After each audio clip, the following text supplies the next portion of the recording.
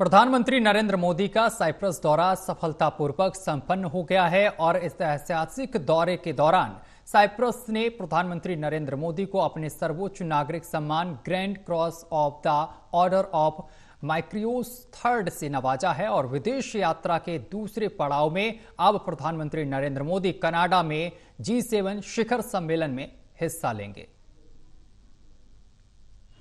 प्रधानमंत्री नरेंद्र मोदी का साइप्रस का दौरा संपन्न हो गया है। प्रधानमंत्री नरेंद्र मोदी का साइप्रस का दौरा कई मायनों में अहम रहा है। रणनीतिक तौर पर यह एक बड़ा मैसेज देने वाला दौरा रहा है। वहीं प्रधानमंत्री नरेंद्र मोदी को सर्वोच्च सम्मान से भी नवाजा गया है। प्रधानमंत्री नरेंद्र मोदी अब यात्रा के दूसरे पड़ाव में कनाडा में G7 शिखर सम्मेलन में हिस्सा लेने वाले हैं। पीएम मोदी का साइप्रस का दौरा संपन्न हो गया है। प्रधानमंत्री नरेंद्र मोदी 15 जून को साइप्रस पहुंचे। यहाँ पीएम मोदी का भव्य स्वागत हुआ। साइप्रस के राष्ट्रपति निकोस क्रिस्टोडोलिडेस ने लारनाका अंतर्राष्ट्रीय हवाई अड्डे पर प्रधानमंत्री की अगवानी की। ये 23 वर्षों में किसी भारतीय प्रधानमंत्री का साइप्रस का पहला दौरा रहा, जिसे दोनों देशों के बीच रणनीतिक साझेदारी को मजबूत करने की दिशा में महत्वपूर्ण माना जा रहा है। फ्रेंड्स, 2 दशक से भी लंबे अंतराल के बाद किसी भारतीय प्रधानमंत्री की साइप्रस यात्रा हो रही है और ये आपसी संबंधों में एक नया अध्याय लिखने का एक स्वर्णिम अवसर है। पीएम मोदी ने साइप्रस में भारत साइप्रस सीईओ फोरम को संबोधित किया और लिमासोल में बिजनेस राउंड टेबल में हिस्सा लिया।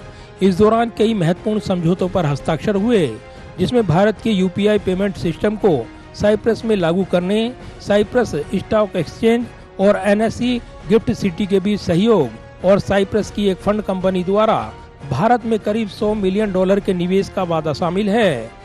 वहीं साइप्रस के राष्ट्रपति ने पीएम मोदी को देश का सर्वोच्च सम्मान great cross of the order of Makarios third प्रदान किया। पीएम मोदी ने इस सम्मान को भारत साइप्रस मैत्री को समर्पित करते हुए कहा कि ये 140 करोड़ भारतीयों का सम्मान है।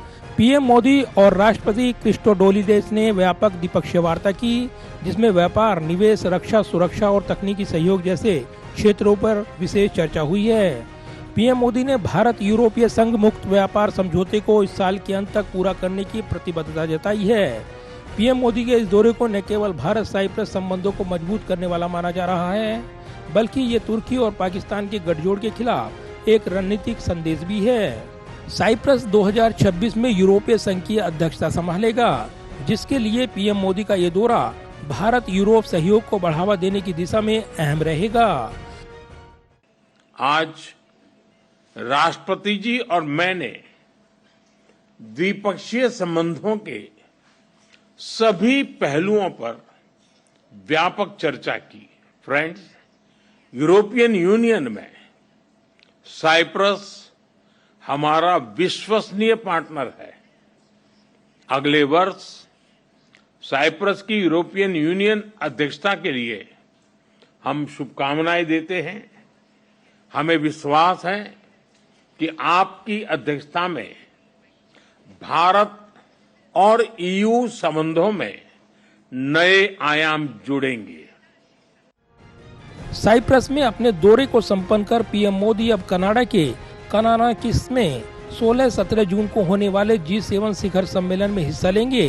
इस दौरान पीएम मोदी कनाडा के प्रधानमंत्री मार्क कार्नी के साथ द्विपक्षीय मुलाकात करेंगे, जो कनाडा भारत संबंधों को बेहतर करने की दिशा में महत्वपूर्ण रहेगी।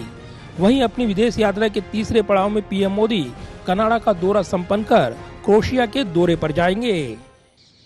जाहिर है, प्रधानमंत्री नरेंद्र मोदी ने साइप्रस के दौरे के दौरान रणनीतिक तौर पर बड़े मैसेज भी दिए हैं। सामरिक और रणनीतिक लिहाज से देखें तो साइप्रस से प्रधानमंत्री नरेंद्र मोदी ने परोक्ष रूप से तुर्की को बड़ा मैसेज दिया है। ये मैसेज ऐसे वक्त है जब हाल ही में ऑपरेशन सिंदूर के बाद तुर्की पाकिस्तान के साथ खड़ा दिखा था। लिहाजा न सिर्फ तुर्की को अलग थलग करते हुए भारत नई कूटनीतिक पहल करता हुआ नजर आ रहा है, बल्कि उसके विरोधी माने जाने वाले साइप्रस में एक कामयाब दौरा कर प्रधानमंत्री नरेंद्र मोदी बड़ा रणनीतिक मैसेज भी देते नजर आए हैं। यात्रा के दूसरे पड़ाव में अब प्रधानमंत्री नरेंद्र मोदी कनाडा में G7 शिखर सम्मेलन में हिस्सा लेने वाले हैं। कैमरामैन विद्याब्रिक के साथ प्रदीप कुमार, टोटल न्यूज, दिल्ली।